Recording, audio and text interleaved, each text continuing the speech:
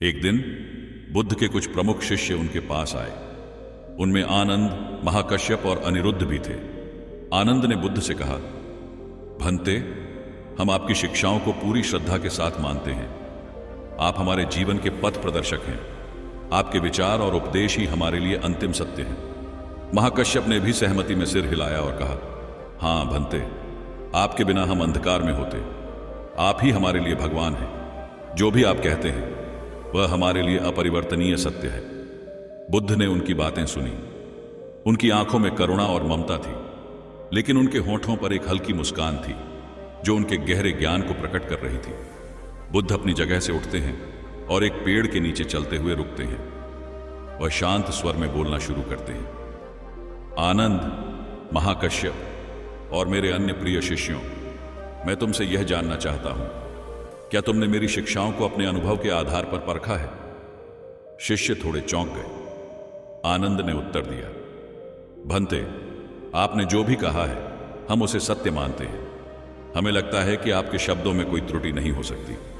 बुद्ध मुस्कुराए और बोले, आनंद, क्या तुमने कभी ऐसा अनुभव किया है कि कोई बात तुम्हारे लिए सत्य हो लेकिन किसी और के लिए नहीं?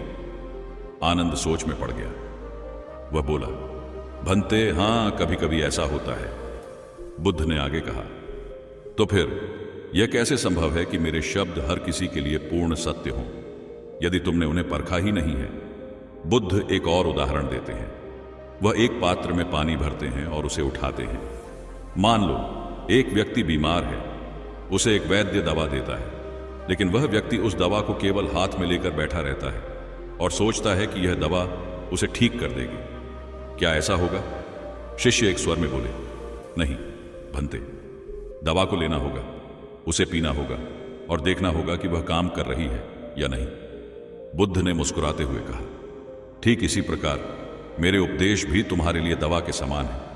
उन्हें केवल सुनकर, स्वीकार करके या मेरी पूजा करके तुम स्वस्थ नहीं हो सकते। तुम्हें इन शिक्षाओं को अपने जीवन में लागू करना होगा, उनका परीक्षण करना होगा और देखना होगा कि क्या वे वास्तव में तुम्हारे लिए काम करती हैं। बुद्ध शिष्यों की ओर देखते हैं। उनका स्वर गंभीर हो जाता है। यदि तुम मेरी शिक्षाओं को बिना सोचे समझे मानते हो, केवल इसलिए कि मैंने उन्हें कहा है, तो तुम मेरे ही खिलाफ जा रहे हो। मेरा उद्देश्य तुम्हें मुक्त करना है, तुम्हें एक ऐसे मार्ग पर ले जाना है जो तुम्हारे अपने अनुभवों पर आधारित हो। वह रुकते हैं और शिष्यों की प्रतिक्रिया देखते हैं। अंधभक्ति सबसे बड़ा बंधन है। यह तुम्हें स्वतंत्र नहीं बल्कि और अधिक जकड़न में डाल देती है। बुद्ध एक पेड़ के नीचे बैठ जाते हैं। सूरज की किरणें उनके चेहरे पर पड़ रही हैं। सत्य को अपने भीतर खोजो। मेरे उपदेश एक मार्गदर्शक हैं, लेकिन वे अंतिम सत्य नहीं हैं। यदि तुम केवल मेरी पूजा करते हो और मेरी शिक्षाओं को बिना समझे मानते हो, तो तुमने मेरे उपदेशों का सार खो दिया है।